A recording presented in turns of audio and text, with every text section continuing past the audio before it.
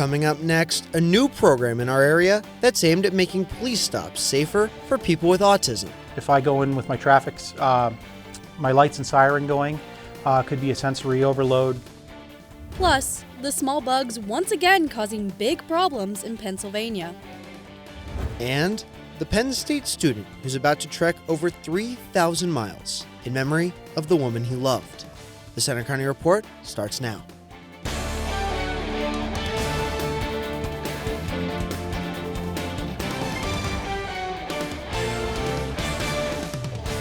Good afternoon, I'm Owen Camaros. And I'm Bronwyn Leiber. Thanks for joining us for the Center County Report. Our top story, a new communication tool for law enforcement interactions has launched in Center County. The goal is to help make police traffic stops safer for drivers with autism and other conditions. Reporter Christian Audia takes a closer look. Sirens, flashing lights, a routine traffic stop for most drivers. But for some, that moment can quickly become overwhelming. You get stopped by the police, you think, oh my gosh, what did I do wrong? Am I going to lose my license? Was I speeding? Am I going to be able to afford this? For people on the autism spectrum, high-stress situations like these can create communication challenges, making even simple interactions more difficult or even dangerous. We all communicate differently, so some people who are nonverbal might communicate using sign language. For neurodivergent people like Kaylee, the Blue Envelope project, now available in Center County, helps bridge that communication gap. Do you know how fast you were going back there? In a situation like this traffic stop, instead of searching and rummaging for paperwork, drivers can simply hand over this blue envelope, giving officers immediate information and helping clear up an already confusing and stressful environment. Thank you. Inside the envelope, license, registrations, insurance card, and critical information about how the driver communicates. The blue envelope is a way for that individual to just give that information to the officer, and everything that they need to know, the officer needs to know, should be included in and on the blue envelope itself. But the project isn't just about the envelope. It's also about the training. Our CIT training is a 40-hour training that deals specifically with mental health and substance use. Officers like Jason Krantz learn how to recognize neurodivergent traits and adjust their approach in high-stress situations. If I go in with my lights and siren going, could be a sensory overload, could cause them to freeze, could cause them to react in a way that was not intended. That awareness can make all the difference. It's easier to work with somebody and bring them down and to help keep them calm than it is to have somebody that's completely, at the other end of that's very agitated. Small, blue envelopes, giving a voice to a whole community. In State College, I'm Christian Audia for the Center County Report. The blue envelopes can be picked up at police departments across Center County and sheriff's offices. They're free and no ID is required to get one. The deadline to register to vote in the upcoming Pennsylvania primary election is May 4th, just over 2 weeks away. And looking ahead to November, one of the big races is for governor.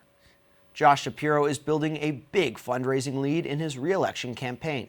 In the first 3 months of this year, he's raised more than $10 million, outpacing Republican challenger Stacey Garrity.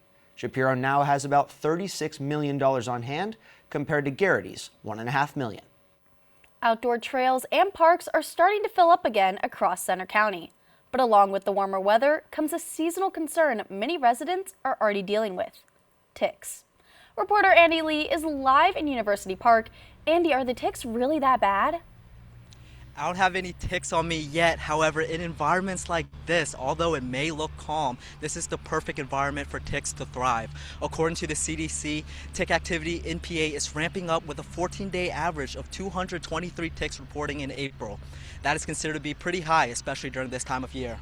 Out on the trails, it's not just hikers making a return this time of year. Warm weather means more time outdoors, but it also signals the return of tick season. And Pennsylvania is one of the worst states for ticks and Lyme disease. As warm weather approaches, ticks are going to be more of a common issue and occurrence for outsiders. Hikers here at State College are already taking extra precautions to protect themselves and their pets. Allie Smith says it's something she deals with often when spending time outside with her dog. I know there's tons of ticks out there because every time I take my dog on a hike, she always ends up with some.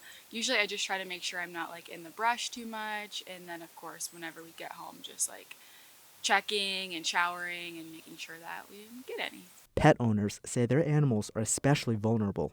Knowing where to check can make all the difference. I would say once we get home, we just sort of look because the vet tells us that typically we'll go up to the head area, and that's typically where we'll pull one off of her. For others, the concern goes beyond pets and into their personal health. I know what ticks can do, Lyme's disease, so that's probably the number one thing I worry about now that it's starting to get nice out again. Health experts say knowing how to properly remove a tick is just as important as preventing one. Use tweezers, get as close to the skin as you can and pull upward. Do not squeeze or twist the tick at all, and I would immediately wash the area with soap and water or alcohol. Here in Pennsylvania, tick season is as high as from early spring going to May, with another spike from mid-August going to November. I'm Andy Lee reporting at State College. Back to you guys. Thanks, Andy. I'll try to keep my golf shots on the fairway.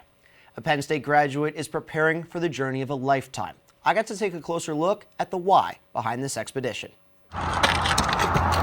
Matthew Hollingham is training for a 3,500-mile triathlon this summer. His best friend, Jack Hughes, who's coming on the trip to document the journey, says Hollingham is doing it to honor the love of his life. His life here was with Lavisa, and then she passed, and where's your life? It's gone. In August 2023, Hollingham and his then fiancée, Lavisa Arnessen-Krohamri, came to Penn State together to pursue their doctorates. Less than a month later, Arnessen-Krohamri was gone. This is the block where on a rainy September day, a speeding driver lost control of his car and struck and killed Arnessen-Krohamri. Hollingham says he's doing the triathlon in her honor.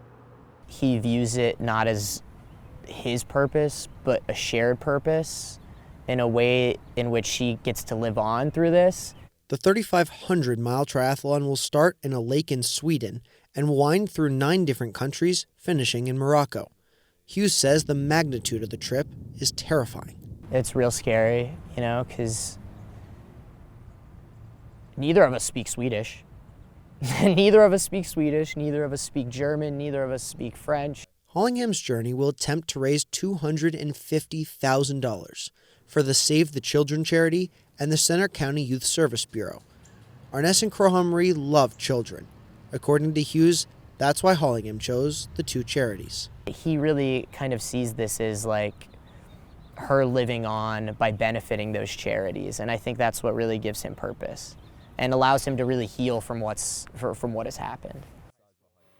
To donate to Hollingham's fundraiser, visit his donation drive through happyvalley.com under the Penn State tab. Still to come on the Center County Report, is our stretch of warm weather changing soon? We check the forecast. And we share an update on Happy Valley Casino's opening plans. Also coming up, a new thrift shop is coming to our area. Find out how it's focusing on sustainability after the break.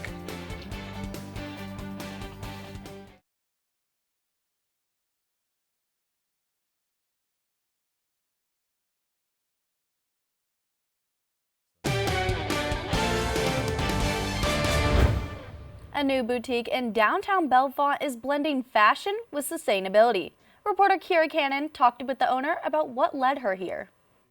A new thrift and vintage boutique is now open in downtown Bellefonte, bringing a unique shopping experience to the heart of the borough. La Vida Local set up shop inside Belle Mercantile on Spring Street. It offers curated, thrifted, and vintage pieces with a focus on sustainability and style. Stephanie Calderon is the owner. I never really had like a passion for any career path. Like I never really wanted to be a doctor or a lawyer. I just have always enjoyed selling.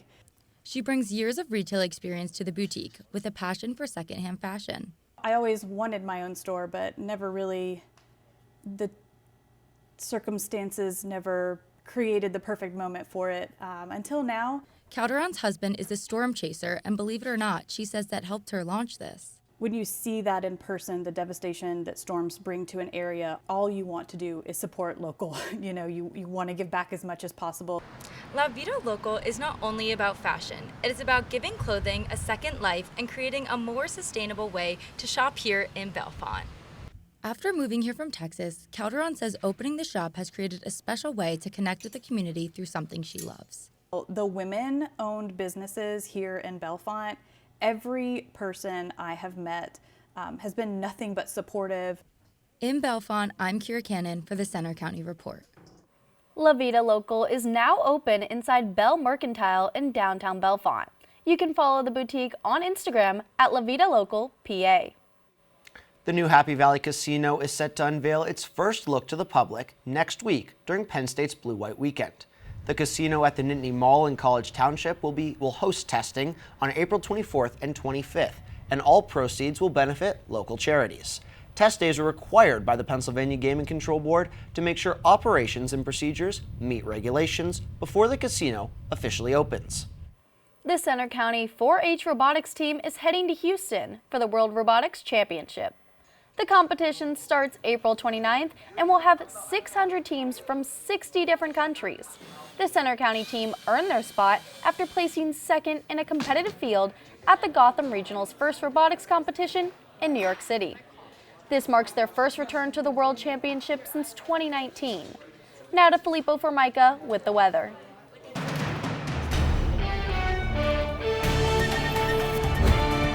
And this week of warmth really deserves a few championship rings, and that continues today across the Commonwealth of Pennsylvania.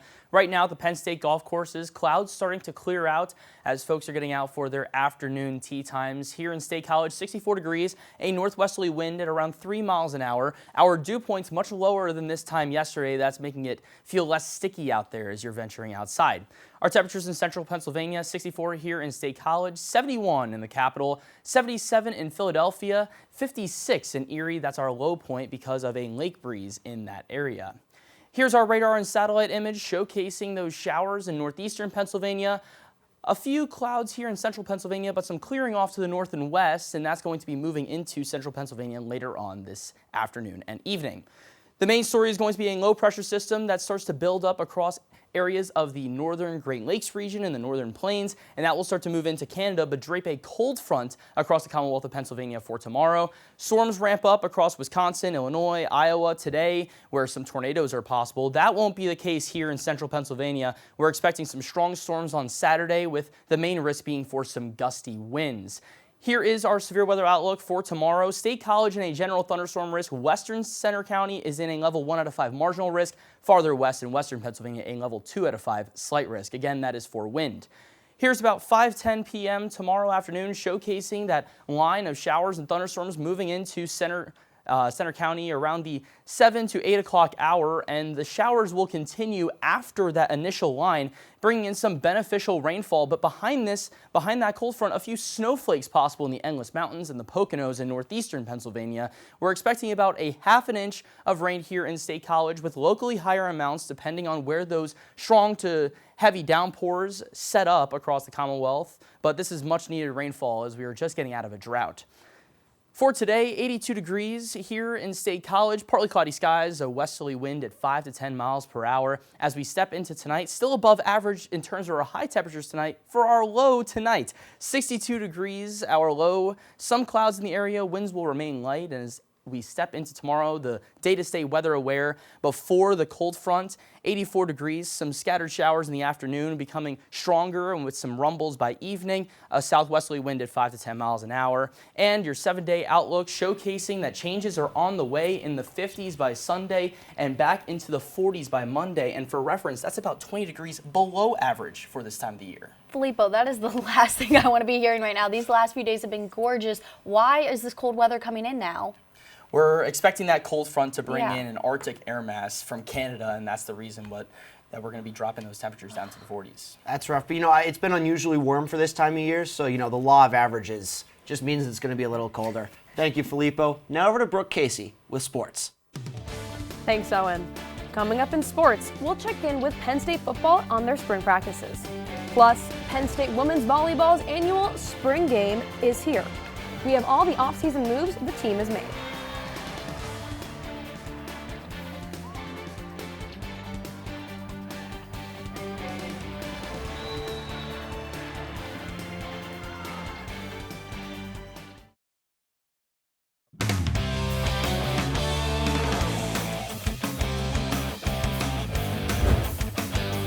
I'm Brooke Casey with sports. With blue-white practice just a week away, Penn State football's head coach Matt Campbell has been getting the team into form.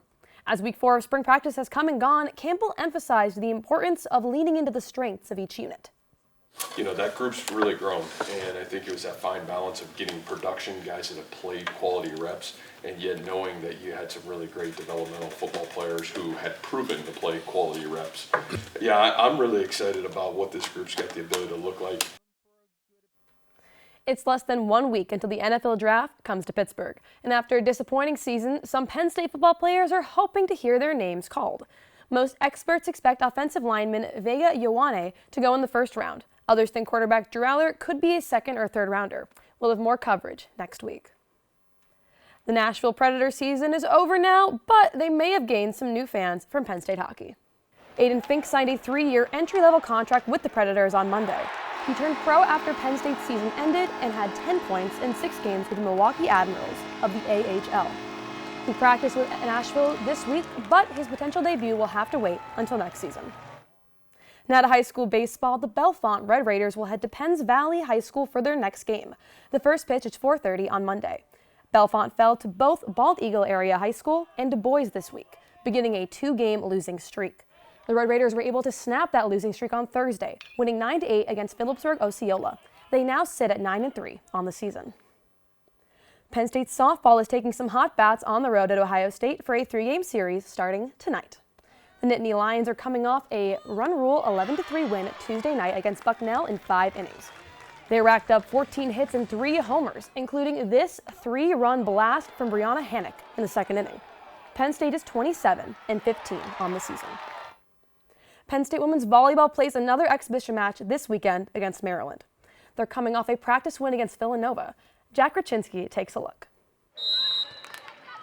Volleyball fans return to Rec Hall to watch Penn State take a 4-set spring exhibition win over Villanova. It's a learning experience, and we'll take some things from here and move on and get better in practice this week. But it was so much more than just an open practice. From a national championship in 2024 to last season having their worst conference standing since joining the Big Ten, it was a tumultuous season for the Nittany Lions. But they hope some new additions can make a big impact. In recruiting, Penn State has the second best freshman class according to PrepDig.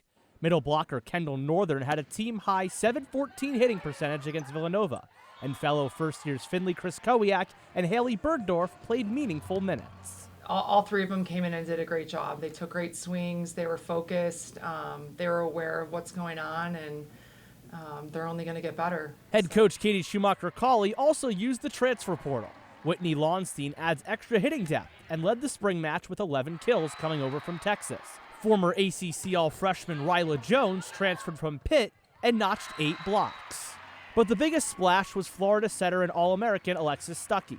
She reunites with former Gator Kennedy Martin, who broke Penn State's modern-era single-season points record last season.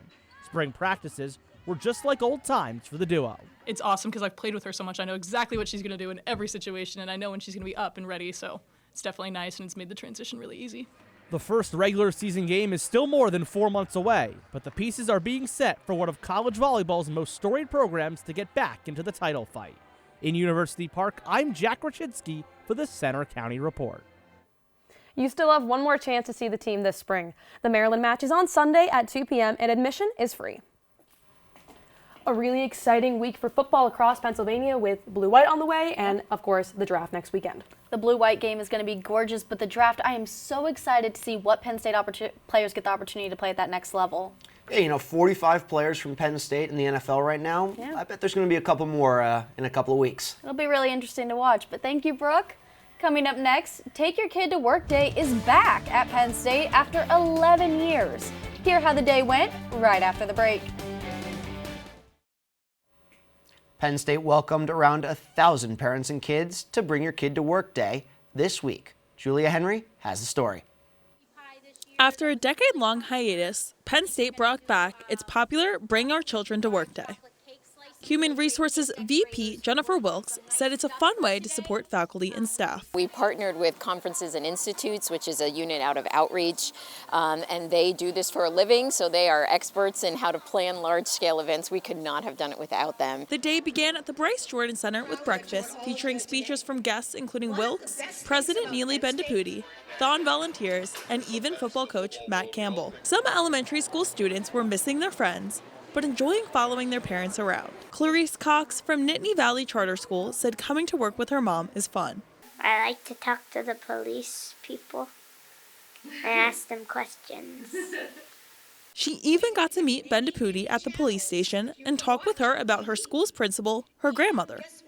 HR planned activities all over campus. Children got to walk around the Arboretum, meet with campus police, get a tour of the bakery, and even deliver a breaking newscast in Belisario's studio. Raymond Zhang, a third grader at Radio Park Elementary, says his favorite subject is science. So this is my lava thing, and if you